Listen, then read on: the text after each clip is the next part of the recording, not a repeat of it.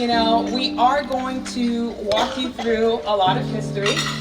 And quite frankly, a lot of the stuff that you'll see, we've got a video, we've got other stuff going on. It's not written in our textbooks. It's not stuff that's taught, at school. But that doesn't mean it didn't happen, right? It doesn't mean that the people that experienced it didn't have those real experiences, and the repercussions are still being felt. But it's about, not just how things are, how things have been, but how we as business owners and business leaders, what can we do to really make the change and impact? And I feel it's a responsibility that we have. He is frequently called on by any and everybody, like literally heads of state, political campaigns, people doing research that want an opinion on sociology, want an opinion on race. He's been New York Times, like 15 different op-ed pieces, just an amazing talent.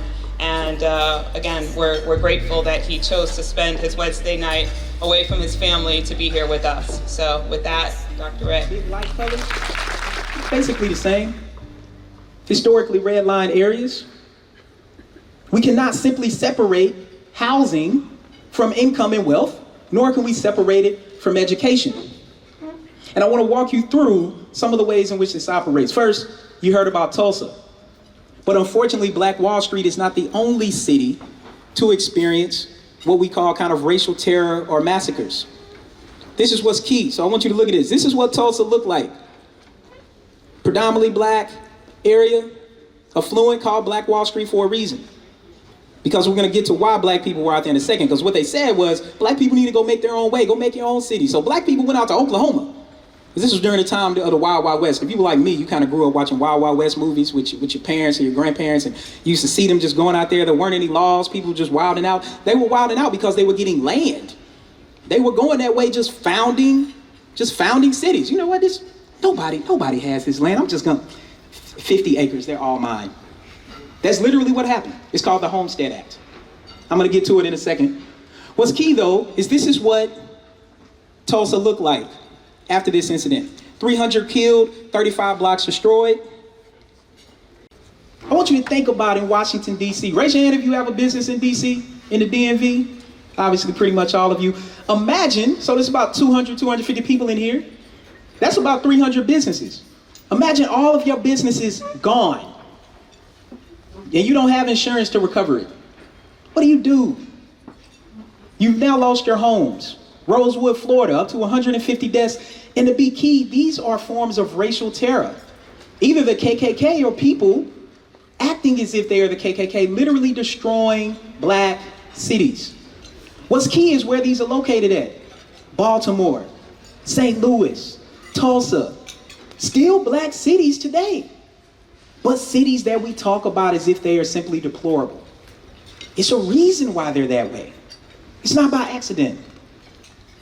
I talked about the Homestead Act. Essentially what the Homestead Act said, and this is what's interesting, the Homestead Act was originally created for former slaves to be able to go south and head west and claim land. This was kind of part of this 40 acres and a mule that African Americans never got. And part of kind of thinking about their legacy is that African Americans are the only group to have been systematically discriminated against that have not received some sort of atonement for that, which a lot of people like to call reparations. Jews and Jewish Americans did. Japanese Americans did after World War II internment. Native Americans did after what most people know as Trail of Tears, but it was a lot more than that. They got a lot of land moving out west. They get payments. But that didn't happen for Black Americans. This is the Homestead Act. You all see this red on this United States map? Those of you in the back should probably be able to see that. 270 million acres claimed from the Homestead Act that African Americans were restricted from the mid-1800s through the mid-1900s. So, if we're being specific, the Roosevelt, Rockefeller families that made a lot of money, particularly through railroads shipping things from east to west, that was land that they got from the Homestead Act. So we can directly link this. So, what's the link with education? Well, what I want you to look at here is simply the fact that the top line shows property taxes. The bottom line shows state aid. If you're like me, when you were growing up, your state and the federal government paid a lot of your educational expenses. Unfortunately, that's not the case anymore. Starting in the early 2000s, we started to see a big shift. What we started seeing, if you look at that top green line, property taxes started playing a much major role in education funding. So what that means is if you live in an area where the property, where your house costs more money, you now have more money for schools. If you live in a place like, say, West Baltimore, where the property is really low, then all of a sudden you don't have as much money for schools. This is the reason why schools look the way they do. This is what I love about some of the research I do, particularly some of the virtual reality research I do around decision making and looking at where people are looking. This was a study that took teachers, put them on glasses like I have, and put on eye trackers that measured their eyes down to the millisecond. And what they found is that when something happens in class, this is who teachers look at. Two big patterns you should see. First, they look at boys. And then they also look at black boys. And you're probably saying, well, that's because boys just do more stuff. No, that's actually not the case, because then they had individual observers in the class and found that the kids were behaving similarly, but that's who the teachers looked at. And then there's a link between work and crime. Diva Pager, who's a sociologist at Princeton and Harvard, she passed away a few years ago, rest her soul, but she gave us an amazing study. What she did was she sent out two groups of people. Two groups that had a criminal record, two groups that did not. Then she varied the race. She said, what if people have kind of non-violent misdemeanors and they're black, non-violent misdemeanors and they're white, and then white people who have no criminal record and black people who have no criminal record? What will I find? What she was really interested in was the impact that a criminal record has on employment, which we already know is the case. But what she found truly shocked her. She sent these applications and then people to interview for jobs, hundreds and hundreds of jobs. What she found was not only did whites without a criminal record, the top gray bar on the far left, get more callbacks and hired than blacks, but if you look at the dark gray bar on the left, whites with a criminal record were more likely to get called back and hired than blacks without a criminal record. This study was done in the mid-2000s. It was just updated a couple years ago. The same exact findings. Let's talk about the world you all are in. For a lot of you corporate America, being CEOs, these are the racial disparities in CEOs of Fortune 500 companies. Now, these bars only go up to 60. So what you're seeing is the teal bar are Latinos, about close to 10. The red are African Americans. You got like 4 or 5. And then for Asians, you probably have about 12, even though in 2019 has grown to about 30. There we go. Give it up. There you go, on the stat sheet. The whole point is, we're talking about a very small number. Companies with black CEOs, 0.8%. The black population, about 14.2%. Anywhere from 13.7 to 14.2%. People oftentimes estimate like the number of like black people in a space. Like people think the black percentage is much higher than that. Like black people are only 14% of the population. How does this impact wealth? Huge wealth gaps. On the left, whites, average wealth of a white household is about 110,000. Average wealth for Asians is about 66,000. For Hispanics and blacks, well less than 10,000. In fact, a white person with a high school degree has more wealth than an African American with a college degree.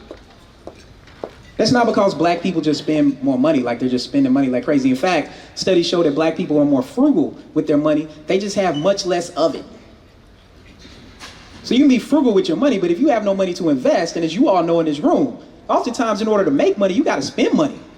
If you don't have the money to spend, you really can't all of a sudden make money. And this is the gap over time. Blue, this is the black-white wealth gap. What's interesting is that it's actually expanded since the Great Recession. Now, why is this key?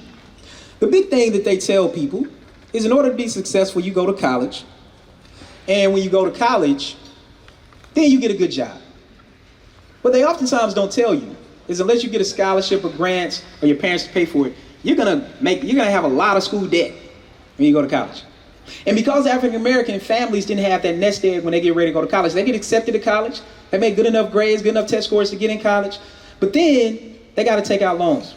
So what you see here, about 40% of blacks between 25 to 55, it's kind of like the YPO range, 25 to 55, 40% of blacks compared to 30% of whites have school debt.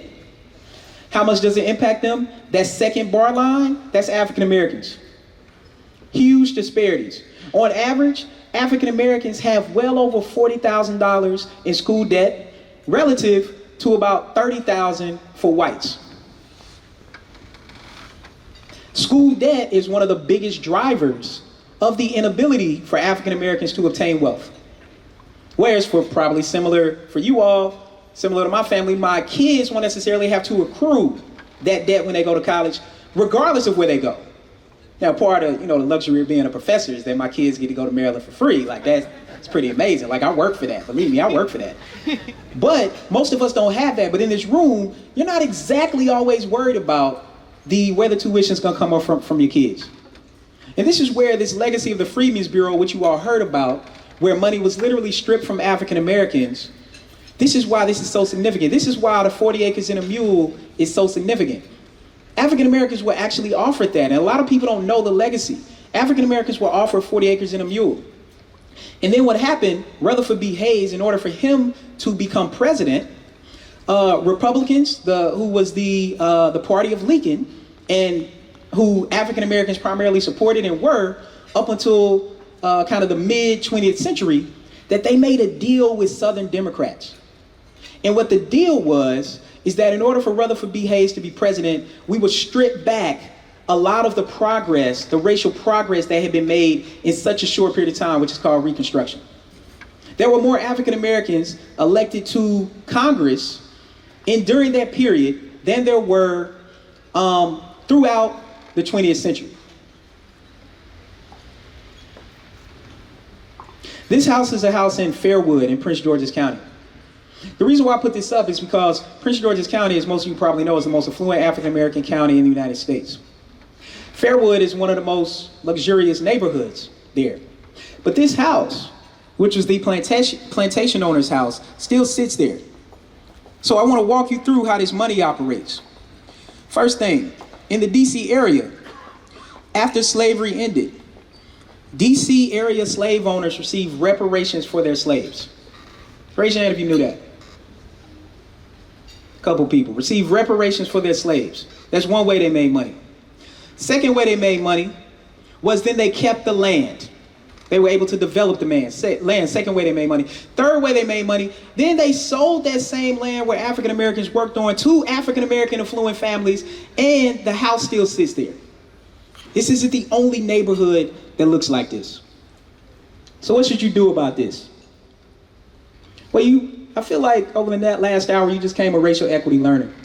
Let's talk about what advocate and broker looks like real quickly. One of the big things that I've done is in my virtual reality lab, we developed a decision-making program with police officers to talk about better ways to make decisions. And one of the big things that we discovered in a study that we did, it's hard for you to see the wording, but you can see the bars. We give an experiment that asks people whether or not they have certain biases toward whites with weapons or blacks with weapons. The top bars are police officers' biases toward blacks with weapons, meaning they were more likely to see weapons even when a weapon wasn't present. The bottom bars that says 0%, that's not a mistake. Police officers did not do the same thing for whites, regardless of race. This is one of the big issues that we see in policing. One of the big studies on stop and frisk actually found that African Americans and Latinos were more likely to be stopped, though whites were more likely to have something on them at the time they were stopped. Does that mean whites were more likely to commit crime? Of course not. What it does mean, though, is that unfortunately police officers were using race as a decision to stop blacks and Latinos, and they were using actual behavior as a metric to stop whites. So they were more likely to predict that correctly. In a study in New York City of 700,000 stops, how successful were police officers at predicting whether or not someone had a previous criminal record, had contraband on them, or had recently committed a crime? They were only 2% successful. This is the reason why New York State rules stop and frisk is unconstitutional. But more African Americans are more likely to be stopped. And what's the big hurrah here? The graph on the bottom line shows this, that African Americans are 3.5 times more likely to be killed by the police when they're not attacking, nor when they have a weapon. 3.5 times more likely when they're not attacking, nor when they have a weapon. Listen to what I'm saying. I'm not talking about people who are attacking or doing something when they're not. Those disparities carry over, whether or not a black person is affluent or not. So, black people in this room, unfortunately, our kids have the same likelihood of facing demise by the police as someone does living in Southeast whose household income might be a tenth of what some of the people's in this room is. That is the reality of being black in America. But what I want to end with is two things. First thing is, when I look at this room, I see diversity. But when most of us go home, particularly during the holidays, most people look like us. You know how you can tell what your social networks look like? Your wedding, a party, and unfortunately your funeral, which you won't see that one. But it'll tell you a lot about how diverse your networks are. And this is the key point. My grandfather taught me this. Again, I told you my grandfather was a drill sergeant. He taught me a lot of stuff. He said your silence is your acceptance. So when your bigoted uncle or your racist auntie says something, or your brother, your sister, your mama, that's hard when it's your mama.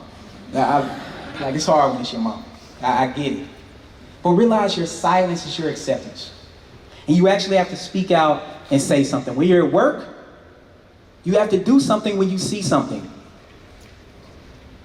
And so, the last question is, how do you plan to become a racial equity advocate?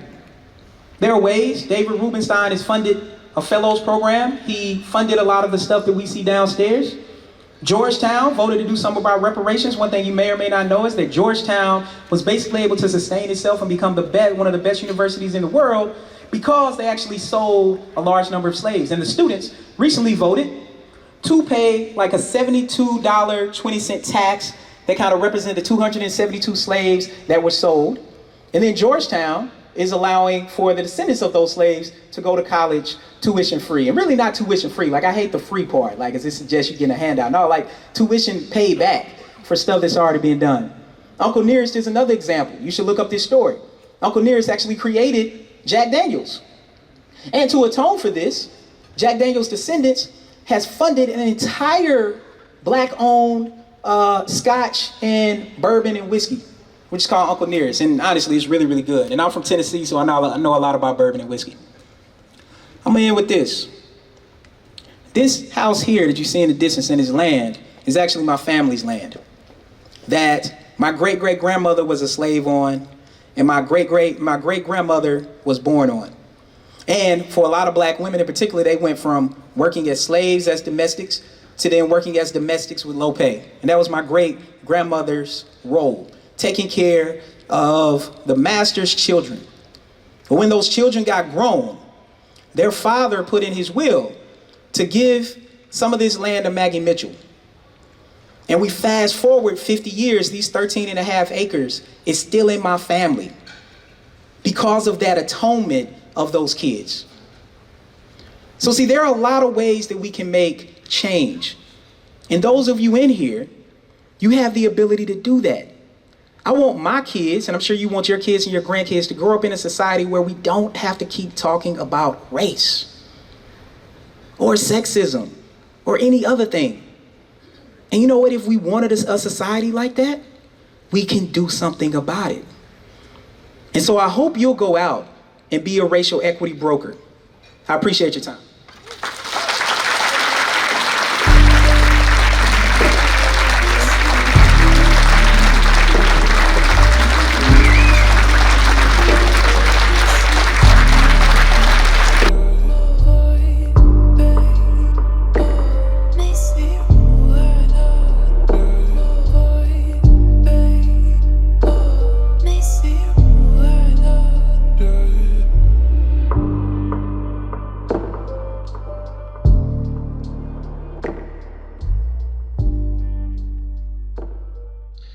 So I've experienced that in different environments over the course of my life. Everything from company events when I worked in corporate America, just feeling uncomfortable, feeling as though I'm being watched in a certain way, that I really didn't belong. And some of that I think was my perception of people's perception of me, but it felt very real. I felt that as a CEO of a company in certain political environments. So I felt it frequently. It's something I deal with on a pretty regular basis. So this is not something where it's like a one-time experience of mine that I can point to and say, yeah, that was it. It's frequent that I feel somewhat uncomfortable in certain environments because I feel a perception of people because of who I am. Thank you very much. So I'm going to share with you an example from about 20 years ago. So I was actually a young professor at the University of Texas at Austin. And I moved into a neighborhood which was all professionals. And, I had just graduated from grad school, so I moved into a duplex. I wasn't going to own my own home straight out of grad school. And the entire street was white, families and, professional families. A lot of the women there stayed, at home. And I remember moving in, the day I moved in, somebody came over and said, "Oh, I understand that a professor at the University of Texas at Austin is moving in. Do you know when she's going to be coming?" And I said, "Oh, I am that person." So I think there was this perception that I was just like helping out. It's the kind of experience that you don't have every day, but it's the kind of experience that you have regularly enough that even if you have degrees from the University of Chicago and UC Berkeley, people still see you as you're just a black person. So another question I have for all of you is around when was it, or when was it? What was the point at which you came to realize that people were looking at you very differently than maybe some of your white peers? Now that could be something recent. It could be something that happened, when you were a kid. I'd like you to share that. Speak in the perspective. I asked our daughter sort of for her input in this, and I said to her, can you give me examples of when you felt like you were looked at differently, just from being a part of our family? And so she shared this one story where she had taken our youngest, who was probably 7 or 8 years old at the time, to a park with a friend, and they hadn't seen each other in a while, so they just, had a picnic, and they were all sitting there having fun, the three of them. And this random woman, white, comes over and says to our daughter, Davinia, says, "Are you the babysitter?" And so she was about to say, yes, because she said, I say that because it's just easier sometimes because people don't really get it. But our youngest, who has a ton of just confidence, said, "No, actually, she's not our babysitter, she's my sister." And so the woman said, "What do you mean, she's your sister?" And she said, "She's my sister. Our parents are the same." And the woman said, "I don't get it. Like, what's the catch?" And so Davinia said, "There's no catch. Her parents are my parents, and it's all because of love." And the woman kind of shook her head and walked away. And so there's just this, it just feels like there's people are uncomfortable with this idea that it could literally just be what it is. It doesn't have to be a story, it doesn't have to be anything else, it just can be what it is. Thank you. Hartley? So I think the story I shared in the last round covers that, but I'll use a professional example. I have a very, just calling it what it is, I have a very European name. My name is Hartley Eugene Thompson III. Like, you think I'm a billionaire, right? But I'm not. So on paper, or especially over email, I'm working on it, getting there. But on paper, a lot of times if I haven't met someone and talked to them on the phone, a lot of times I can tell, especially because they assume that I'm a white guy. So one example is I was going to a customer meeting, I don't remember where it was at this point, but walk in, I'm President Hartley, and I walk in, and before I can even introduce myself, they look at me and say, "Where's Hartley? We thought Hartley was coming." So I mean, that's just a silly kind of example, but that kind of stuff happens a lot where they look at the name and maybe like the title or the status or whatever, and then they're shocked when they realize I'm a young black guy with an accent. Stephanie? So kind of like your story, Hartley, I mean, private equity is the probably whitest male industry out there. So no one ever expects me to be the one with the money when I walk in a room. So it's not uncommon that I'll go to a meeting, and you know, maybe the first meeting with a CEO or an owner of a company, and it's me and one of my associates who will be white in his 20s, and the entire meeting is directed towards him. And we introduce ourselves. I say I'm the managing partner. He says I'm a senior associate. We give out cards, and the eye contact is not with me at all. It's like I'm not there. It's all with Peter. And he even will be like, oh my gosh, did you see that? And I'm like, yeah, it happens. So that's a very common reality, and you just gotta know how to navigate and deal with it. Hey, so look, we just finished this Young Presidents Organization event, YPO. Rented out the entire National Museum for African American History and Culture. Great event, 250 people. I was fortunate to be able to give the keynote address and really talk about the legacy of racism in the United States, but then also things that we can do to kind of progress to create more racial equity. And as I always say, we reach true racial equity when a black person can be average and still be successful. And I hope that we can all do that so that people have the ability to raise themselves up from their own bootstraps and make this country and world a better place.